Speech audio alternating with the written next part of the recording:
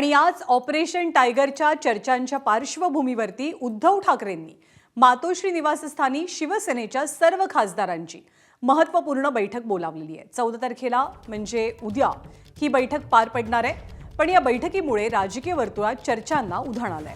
सगळ्यात महत्त्वाची गोष्ट म्हणजे ऑपरेशन टायगरच्या चर्चा रंगलेल्या असताना ही बैठक आयोजित केल्यामुळे त्याला राजकीय महत्त्व सुद्धा प्राप्त झालंय। आगामी राजकीय घडामोडी आणि पक्षांतर्गत रणनीती निश्चित करण्यासाठी उद्धव ठाकरेंनी थेट दिल्लीतल्या सर्व खासदारांना मुंबई गाठण्याचे आदेश दिलेत। तर 14 जूनच्या बैठकीत उद्धव ठाकरे आपल्या खासदारांशी कसा संवाद साधणार, कोणतं कानमंत्र देणार आणि कोणती जबाबदारी सोपवणार याची उत्सुकता निर्माण झाली आहे। तर दुसरीकडे परभणीचे खासदार संजय जाधव हे गेल्या काही बैठकांना अनुपस्थित राहिलेत, त्यामुळे ते उद्याच्या बैठकीला हजर राहतील का याकडेही राजकीय वर्तुळाचं लक्ष असेल।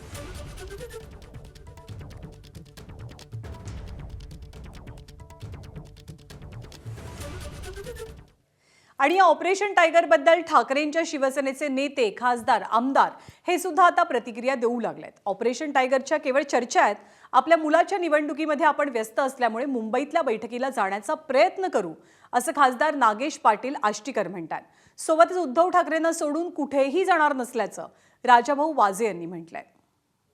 कुठल्याही प्रकारच्या अफवावर विश्वास ठेवू नका आणि उद्धव साहेबाला, आमच्या नेत्याला सगळ्या गोष्टी सर्वस्रोत माहिती आहे। आता कुठल्याही गोष्टीचं कुठलंही आपलं हे सगळं कोणीतरी विनाकारण हे टाईम कुठल्या तरी विषयावर टाकून काहीतरी वेगळ्या मार्गाने आपल्याला जंबल करायचं काम करतात, असं मला नाही वाटत की काही आहे।